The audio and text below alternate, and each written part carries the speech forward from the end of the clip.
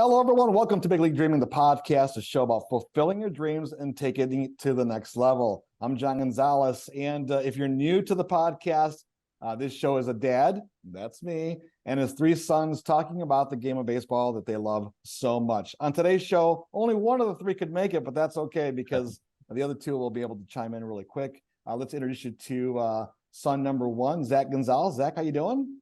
I'm doing well. Happy to be here. Yes, happy to see you as well.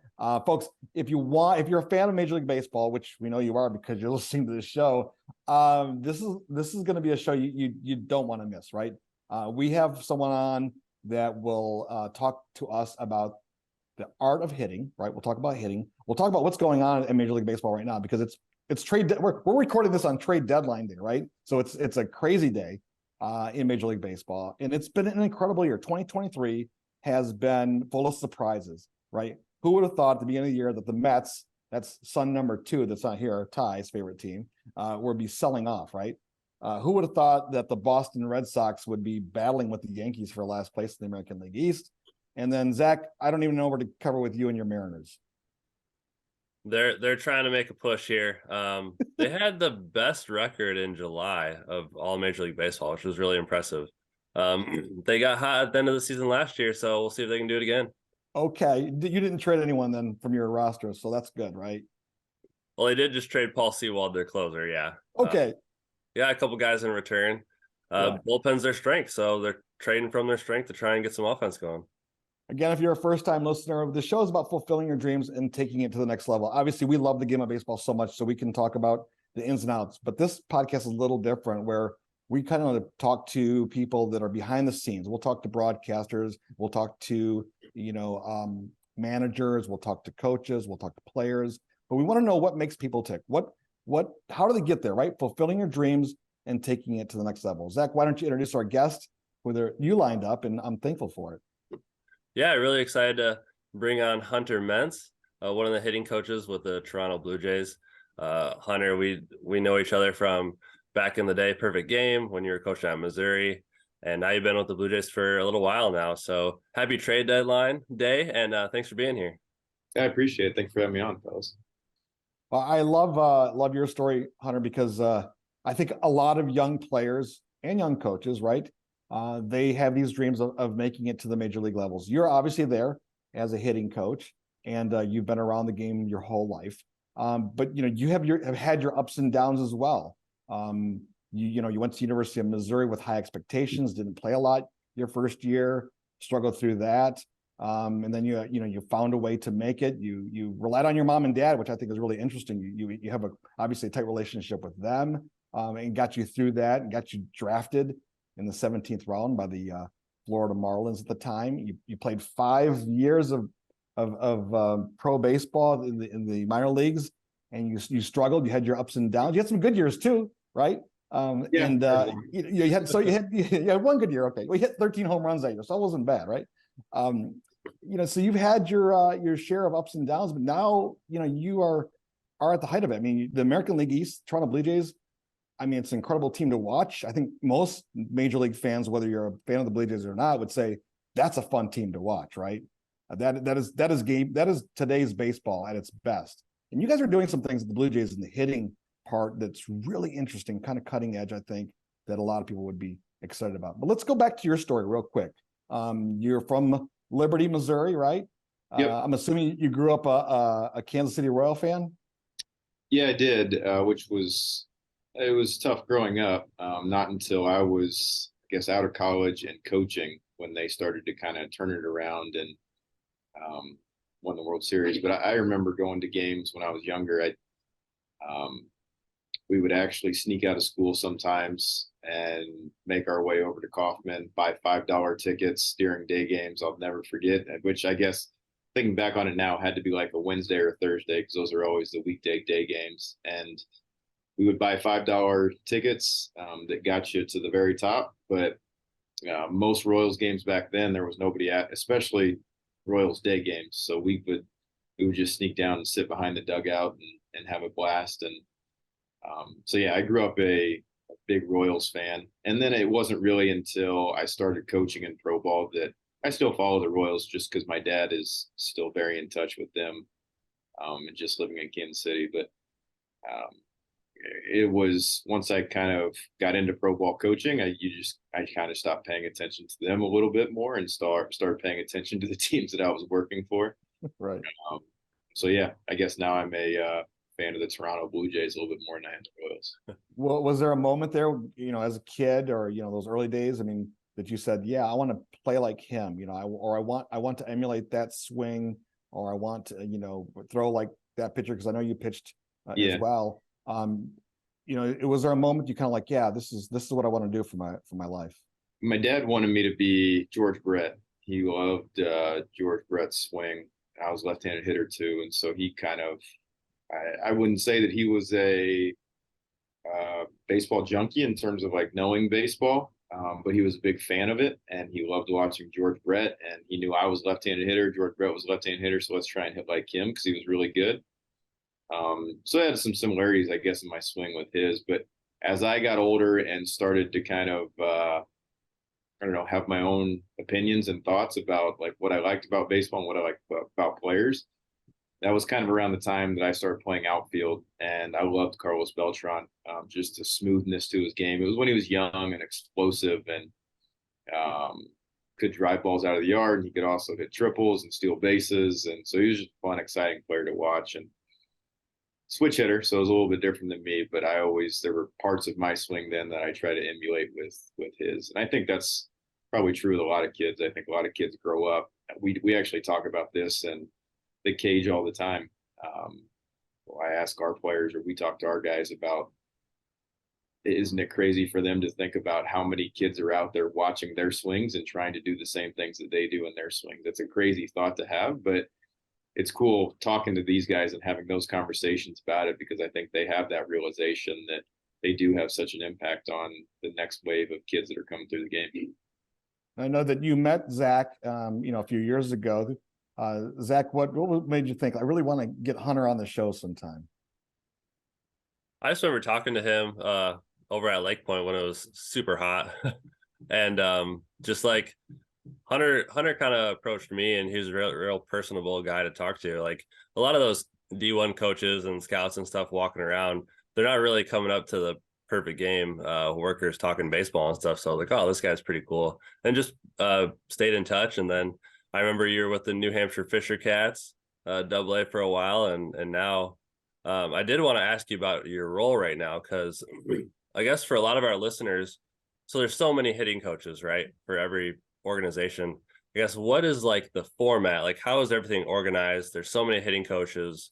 What's your role right now, and like what roles have you had so far? When I first got to the organization, I was like you said, the hitting coach in New Hampshire, which was our AA affiliate, and you look back at that team, and it was Vladdy and Bo and Gurriel and Kevin Biggio, and it was just the who's who of AA lineups. It was a pretty good lineup. I think we look back on it, and 8 of the 9 guys that we had in the lineup every day ended up making it to the big leagues, and probably 5 or 6 of those are impactful big leaguers too. So that was a cool team. That was a cool experience. And so from there, the next year in 2019, our hitting coordinator got bumped up to the big leagues, Guillermo Martinez, who's now our head hitting coach up here. And that's when I stepped into the role of hitting coordinator. And that was a big transition, because for the previous years, I had been a hitting coach and been with one team for an entire year. And you go from that to a hitting coordinator role, where it's more of a 50,000-foot view, where you're kind of overlooking the organization, thinking about ideas that you want to implement for the whole organization, and how you want to help develop coaches too. And so you kind of have to have a game plan as to how you want the organization to be run offensively, and kind of how you want to coach it, and what you want the message to kind of be delivered. So that was a really cool transition. It was challenging at first, because it was just so different than anything I'd ever done before. It was a managerial type role, and I had been in a managerial type role over hitters, but nothing over grown men who were striving and trying to be as good as they could be at their job too, and they had families as well. So it was a different role, and it's it's a really cool role because you can kind of see it grow. You can kind of see the hitters in the organization, the identity of the organization kind of grow with your vision is what you have as well. And then you kind of create a group and a team of hitting coaches that way. And then last year was my first year up here in the big leagues, and I was assistant hitting coach. This is my second year as assistant hitting coach. So within an organization, you have a head hitting coach, and all organizations are kind of different with the way that they're structured, but ours is head hitting coach, and we've got myself and then a hitting strategist. The hitting strategist is more along the lines of game planning and how we're going to attack the guy that we're facing that night, and bullpens and that sort of thing. And then I'm more of a guy who I would say just works with guys on a daily basis. You got your 7 or 8 guys that you work with, other hitting coach. So you kind of break it up so the workload's not as much, and we can kind of give our attention and thoughts to them a little bit more direct than if you're trying to work with all of them, which is kind of cool. So then we're always in constant communication with the rest of the organization, hitting coaches, and keeping tabs on them and kind of delivering messages that we're giving, and trying to make it as congruent as possible from the big leagues on down. So it's a really fun job. I mean, I enjoy being in it with these guys every single day, and watching them grow just as people and as baseball players and hitters specifically. When you are on the field, or you're in a pregame and you're talking to these guys and you're going over, the strategies, or you're just talking over what their challenges are for that day, or whatever it is, what is the mindset of a major league hitter? Is it just not to defeat themselves that day, or is it to just make good decisions? Because I know that's one thing that you guys talk about, right? Good swing decisions. And I'm really interested to learn more about your philosophy of that, how you track it. Yeah, we each day as a hitting coach, you kind of have to organize your thoughts each day as to like where each player that's going to come into the cage is at. And some are in a really good place, and it's just trying to figure out how to maintain them.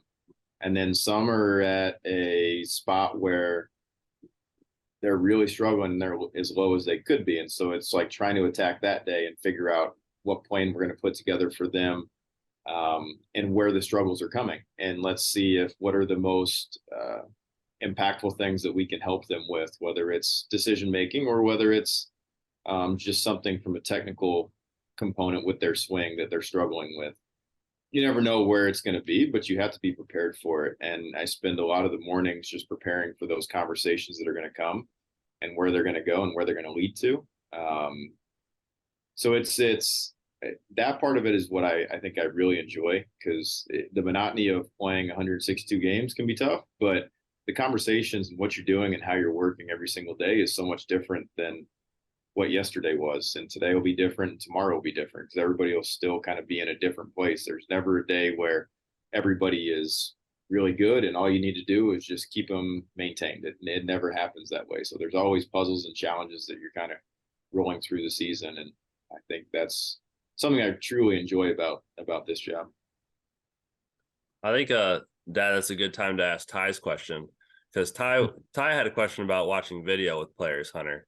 And it made me laugh when he texted this video, because I've heard stories about Ichiro and watching video, how Ichiro only watches him do well. Like he only watches him succeed, just to get in that mental space of like always seeing production.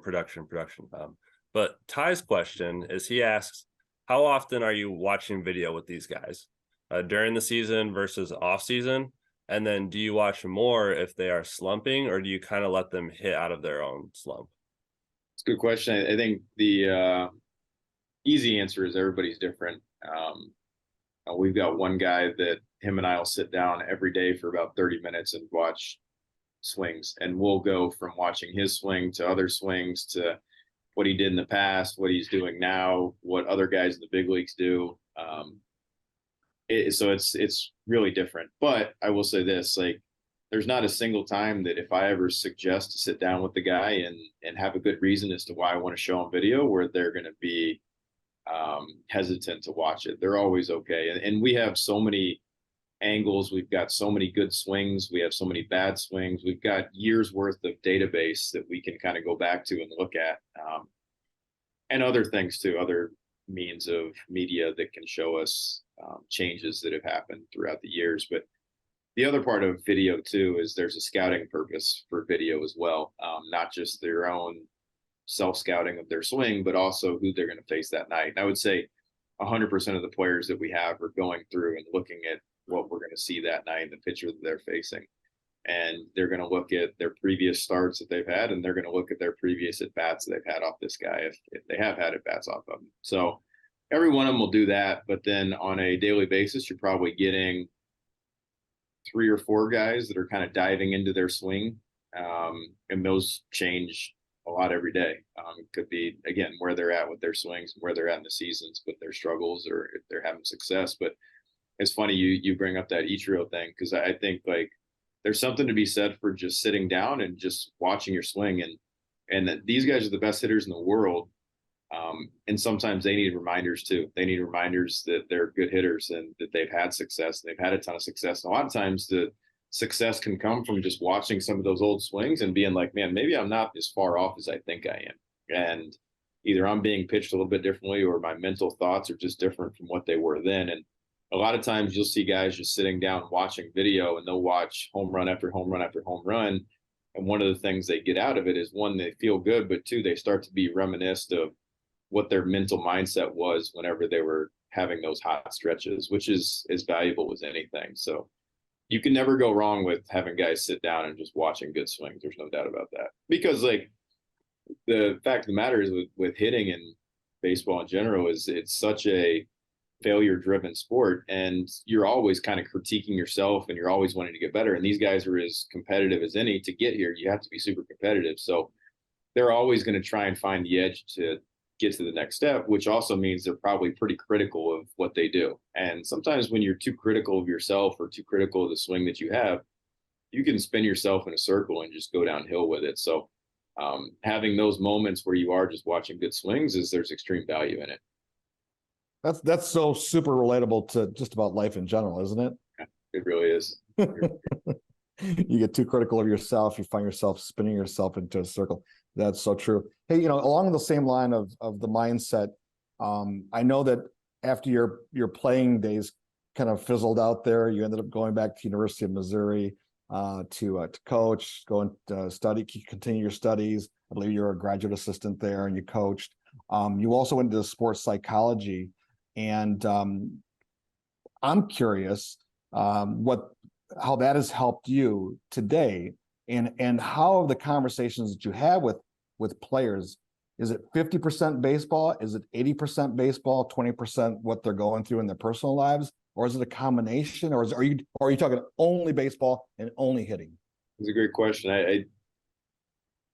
The background that I have and it's, you'd even go further with it. The degree that I have is counseling psychology, but it's through the counseling or sports psychology through counseling psychology. And that counseling psychology part was such a huge piece of just my growth as a coach, because you learn just what a conversation looks like, and just how to. A big part of counseling psychology and therapy is just building rapport, and in baseball we call that building trust. in therapy they call it building rapport, and it's the same thing. And I could tell you numerous stories of just having conversations with guys about anything and everything but hitting, to the point that you do start to feel that trust with them. And you never want to push too early on some stuff, and you never want to push too early on pushing what you believe is the right things for their swing, because if they don't trust you and they don't believe you, they don't buy into you, then nothing that you say is really going to matter. And I think my background in the sports psychology world has been such a huge piece of that. One, helps me just navigate conversations, and 2, helps me to just realize where they're at and see where they're at mentally, and how ready they are to have certain conversations. So I think, I don't know the percentages to be able to put on it. But I mean, there's always a portion of technical stuff that we're talking about. There's always a portion of, are the technical issues coming from what we're thinking or how we're thinking? How are we working our at-bats mentally? What are we doing in between at-bats? How are we talking? What are we thinking about? those sorts of things. So it's all mixed in. And I just think that being a hitting coach and being in it with these guys every single day is like, you are somewhat of a therapist anyways. And being in a cage is a different place than anywhere else, because it's, you go back to the very fundamental thing that they do as hitters is hit off the tee. And there's something that brings them back to being a kid, of being able to hit off a tee. And those are always the best times to have conversations, because when you get out in front of them, you're front tossing to them, you're a little bit further away. So the proximity to have a conversation is harder. And then you throw to them and you're even further away. So the proximity to have that conversation is even harder.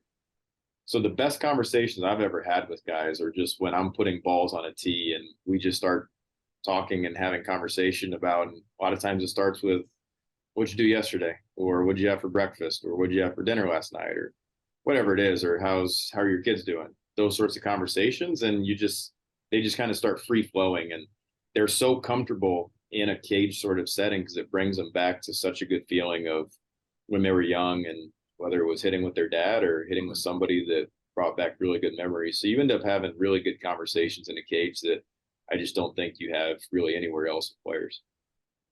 I think I was at Wrigley Field one day. It was a Cubs Giants game, and I showed up early.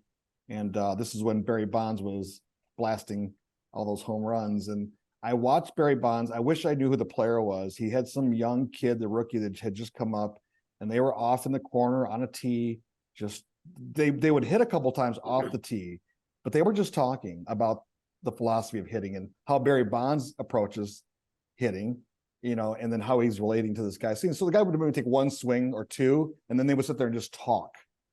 Yeah. And I thought, that's telling me something. You have to have a conversation, a relationship. It has to be more than just like, okay, one more swing, right? Yeah, very much so. I think people would be amazed with like what a successful hitting session looks like, I think, and what a successful cage session looks like. Sometimes there was a time earlier this year where I think one of the most impactful moments for me and this player was just a hour-long session that we had in the cage. And through that hour-long session, he might have taken 15 swings total. And all the other time in that cage session was just spent talking, and started talking about his struggles that he was having at the plate. And then that led into, how are we getting to these struggles? And what are we thinking? Well, is this other stuff in your life taking you away from being present at the moment when you're in the box? And so it leads to a lot of different conversations. And it is true, like being a therapist is all about helping somebody to relieve some of the weight, some of the pressure that they have on whatever it is in their life. And being a hitting coach is very much the same. When guys are going very well, they'll always describe the feeling of being free, it feels easy, it feels light, everything feels really good. When they're not going very well, it feels heavy, it feels tense. A lot of those things that you start to hear with life too is same stuff that you hear when they start struggling at the baseball field. So it's being able to relieve some of those things and having them talk through it. And as you can listen and just have conversations with them, a lot of that stuff, you can see it in their face, you can see it in their expression, you can see it in their posture. Like stuff starts to come off of them and they start to feel a little bit better. And sometimes that's when they start hitting. And it has nothing to do with the technical changes that were made, but more so just the emotional changes that were made. Folks, again, if you're just tuning into Big League Dreaming, the podcast, we are talking to Hunter Mense. He is the assistant hitting coach for the Toronto Blue Jays. They're having an incredible season. What a battle there in the American League East, and a lot of challenges. We're talking to Hunter on trade deadline day of 2023 season. Zach Gonzalez is today's son on the podcast. I'm the dad. Hunter, while you're just finishing up this thought here, and I'll let Zach jump in with a question, is what advice would you have for coaches? Because a lot of coaches that listen to the podcast are either high school coaches, college coaches, travel ball coaches, right? And I know that myself, in coaching for 30 years, travel baseball and a little bit of high school and having some experience with college, is that the coaches that always scared me were the ones that would always keep talking and not listening. And the best coaches were the ones that were actually kind of quieter, and they just kind of absorbed what was happening. They understood the nuance of the game, and they got to know each player individually and before they even started opening up their mouth about being the expert. Yeah, I think as the higher and higher you go level wise, the more that holds true too. And I say that because there when kids are young, they're not really an expert. Right? They have a long ways to go from being an expert. And then you start climbing and going higher, and then they're at the big league level. And I still wouldn't even call them experts, but they're experts on themselves. And so like the questioning and the listening as you go higher and higher as a coach becomes more and more important to be able to have that. It was with younger kids, and I even experience this with college kids sometimes too. There is more guidance that's needed. It doesn't mean that you're always talking and always giving instruction, but there's a lot more of that than there is at our sort of level. There's a lot more question asking and having them ponder through thoughts and thinking through things than there is at a lower level. But yeah, I agree. I mean, it's they're always going to be the experts of their own swings, and they're always going to have the feels that you don't have and you don't understand as a coach because they're having those. So asking the right questions and then just remembering kind of some of the answers that they give you are always some of the best methods you can have as a coach, because at some point you're going to be able to remember or reciprocate the feelings that they've had because they've told you those if you're listening well enough. And then you can remind them of some of those things later on when it's not going very well, and just kind of remind them and put those thoughts back in their head of, well, hey, now I know when you were feeling really good, you talked to me about this felt really easy and this felt really clean. How can we emulate that feeling and try and get that back? So yeah, being able to listen is such a huge piece in baseball, especially hitting. So, Coach Hunter, I want to ask about some guys that you've had like big breakthroughs with over your career. Could have been at Mizzou, could have been in, in the minors, or even up at the major league level right now. Who are some guys that come to mind that you just like really clicked? Maybe had that one session, he took off. Any guys stand out? Yeah, in New Hampshire in 2018, we had Harold Ramirez was on our team, and remember Harold was on the 40-man the previous year, and then he was in Double-A in 2017, and then 2018 he repeated the level. They had taken him off the 40-man. Nobody claimed him, so he was coming back off the roster to our team in 2018.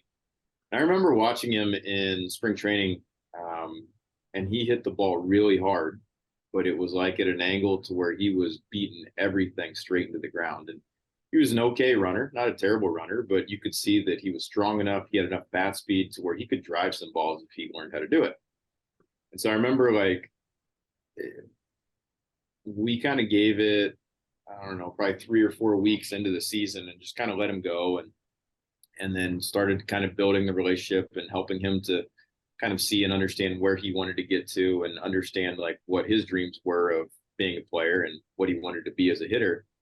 And then we slowly started like implementing some stuff to help him try and hit the ball in the air, hit the ball hard in the air, because he could do it and he'd had the ability to drive the ball out of the yard. He just like, one, had never practiced it, two, didn't value it as much because he just didn't know and understand how to do it. But then we had this level of struggle. So it was like then this 3-week period of him really struggling and really going through a patch where it wasn't going very well. And he was just clipping balls and wasn't driving balls. And so it was like this period of, is this the right thing? And we could have kept going on that path of like hitting ground balls and trying to beat him out, hit him hard, and hit probably 330 in the league with 5 home runs and not have any sort of power, and it'd be a low OPS but high average, and in this day and age it doesn't play as well and it's not as sexy. So we kept at it and we kept working on it, and then it started to see some incremental changes. And then by the end of the year, I think he ended up hitting, he had 40 something doubles, hit 325 or something, had like 13 14 home runs, and then I think next year was with, I think the Marlins signed him to a minor league free agent deal and ended up making to the bigs with the Marlins. And then you look up 3-4 years later, and now he's a pretty instrumental piece for the Rays in their lineup. So I don't know, that was one of the cooler development stories I had seen, just like watching him progress throughout the year and watching him get better, and like having this vision of what it could look like when I first saw him. And when we all did, it was like, man, this could be really good. And having this vision, how to kind of implement it and watching it step by step take place that was really cool.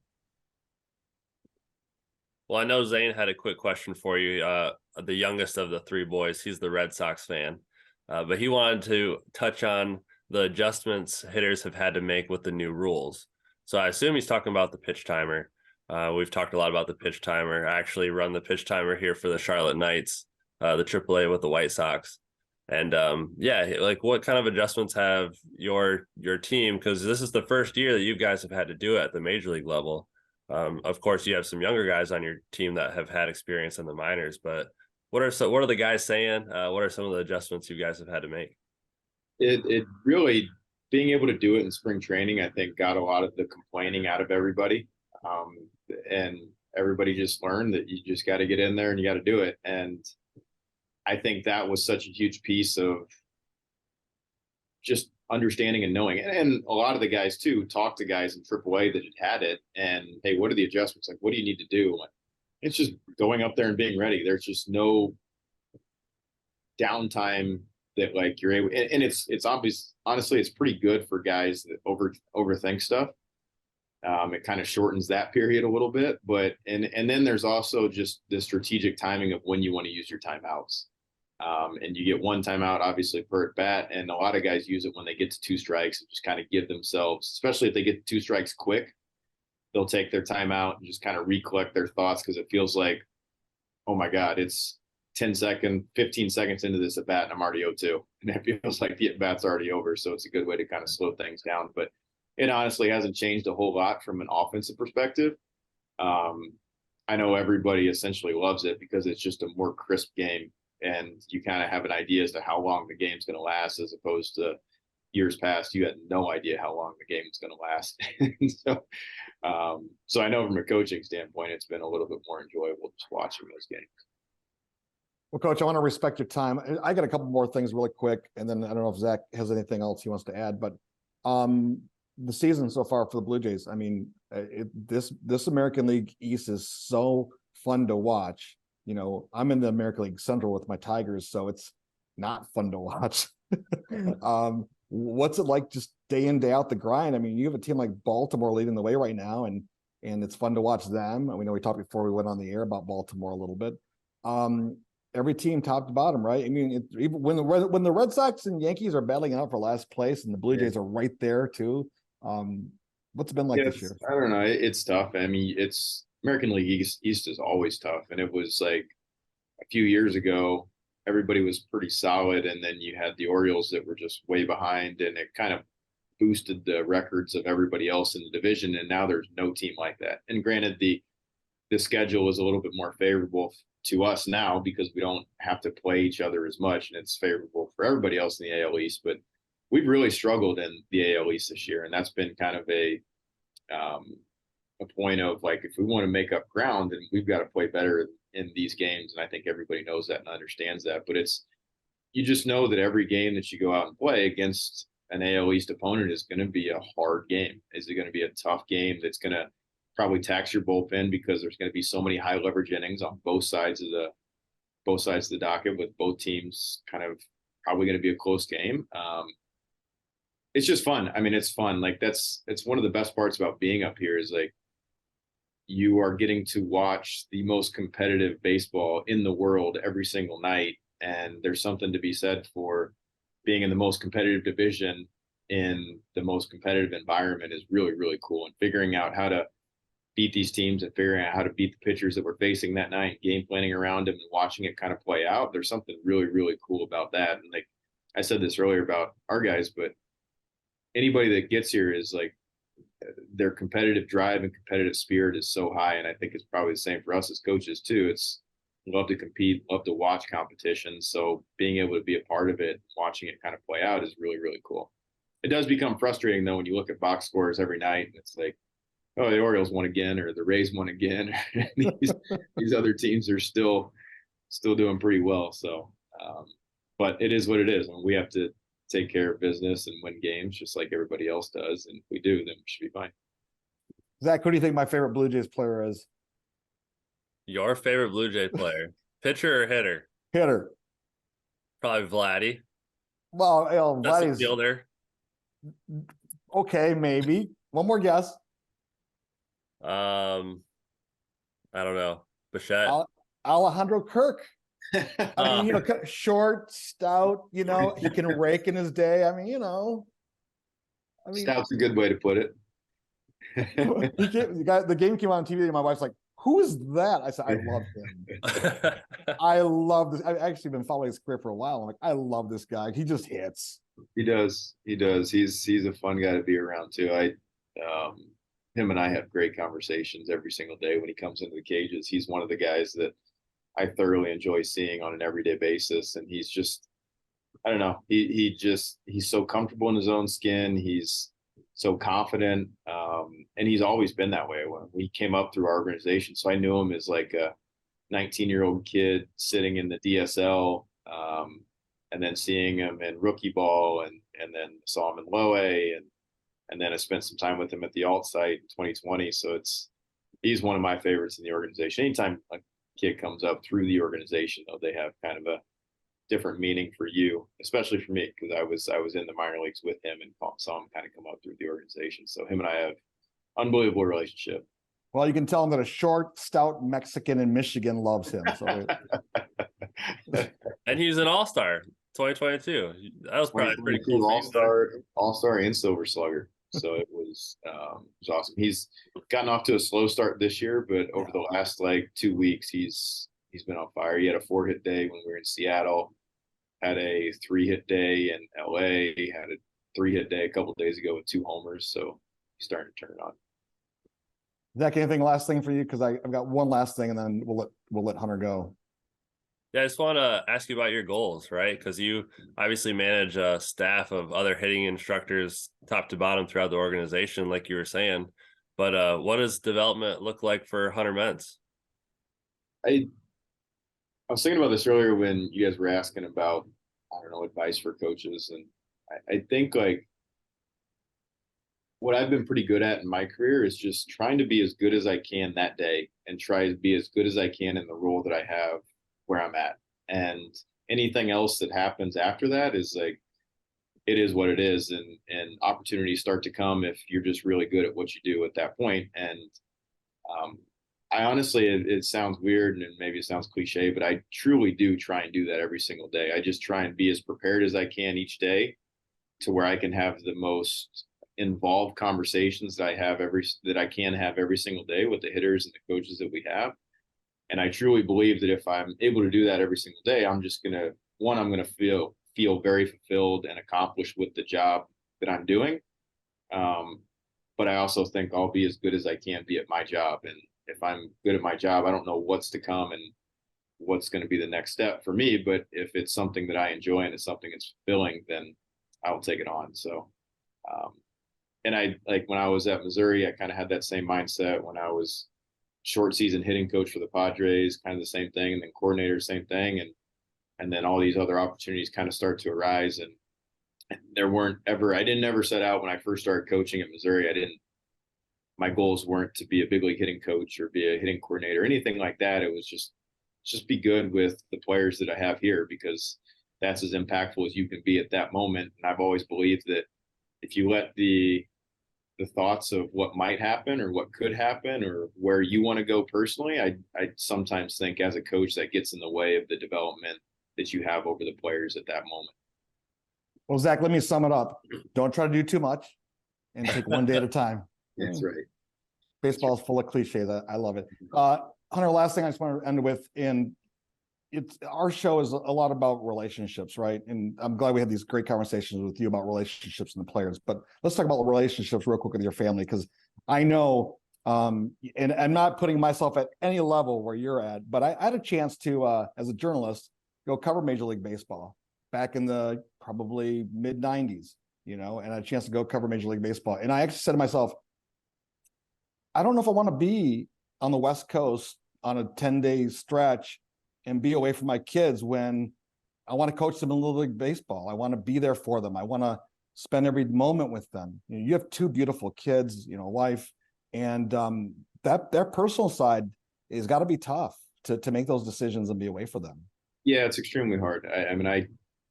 To say I didn't struggle with it every day, I'd be lying.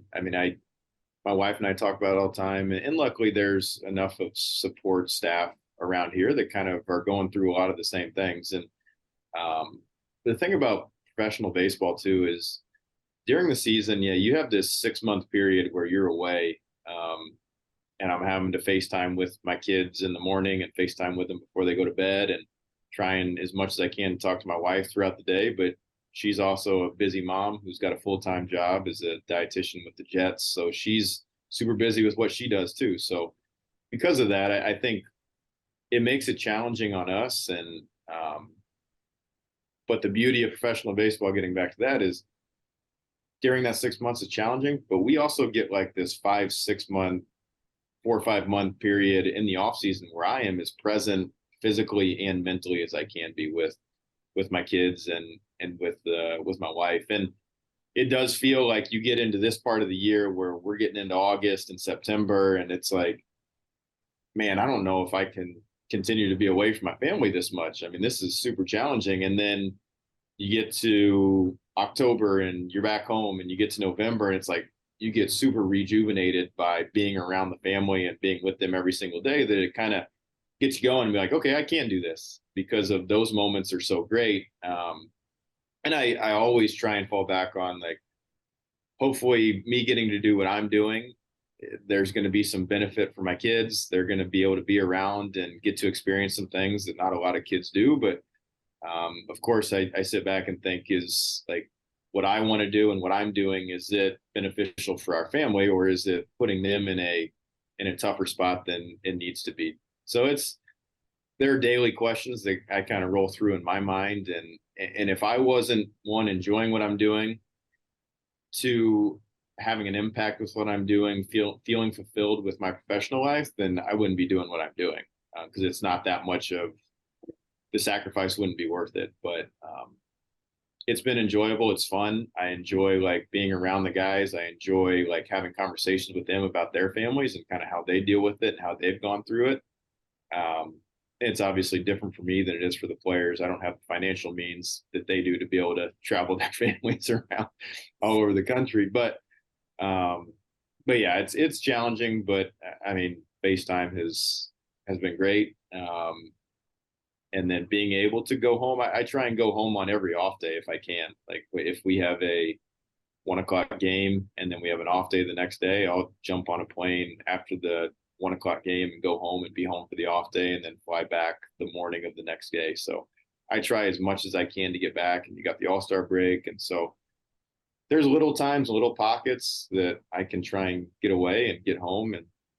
But it's challenging. I mean, I don't know if I'll ever be able to coach my son's baseball team or do summer activities or go on summer vacations like a lot of families do, but I'll be able to coach basketball if I want to coach basketball, or hockey or something along those lines. It's different, and it's in the winter that I can be around for. So it's tough, but I think right now it's enjoyable because I'm enjoying what I'm doing, and I think my wife enjoys that I enjoy what I'm doing too. And I think that's a huge piece of our family. Well, Hunter Mense, we really appreciate you being on Big League Dreaming, the podcast. You've been a great guest. Is there anything else you want to add at all? Because I mean, we could talk to you for hours, and I'm sure you've got Alejandro Kirk ready to talk to you. I think we got Kyle Bradish tonight, so we got to figure out how to combat Kyle Bradish and the little cutters and sinkers that he's starting to throw. So the Orioles keep us on our toes with how they pitch us. So we'll try and figure that out. Well, good luck to you in the rest of the season. I appreciate it. Thank you, guys. Thanks, Coach. Appreciate it. Zach, where can people get more information about Big League Dreaming, the podcast? Yeah, they can follow us on Twitter at BLDPOD, as BLD Pod. Can also find our YouTube channel, Big League Dreaming, and our email, bigleaguedreaming@gmail.com. All right. Take care, everyone. We'll see you soon.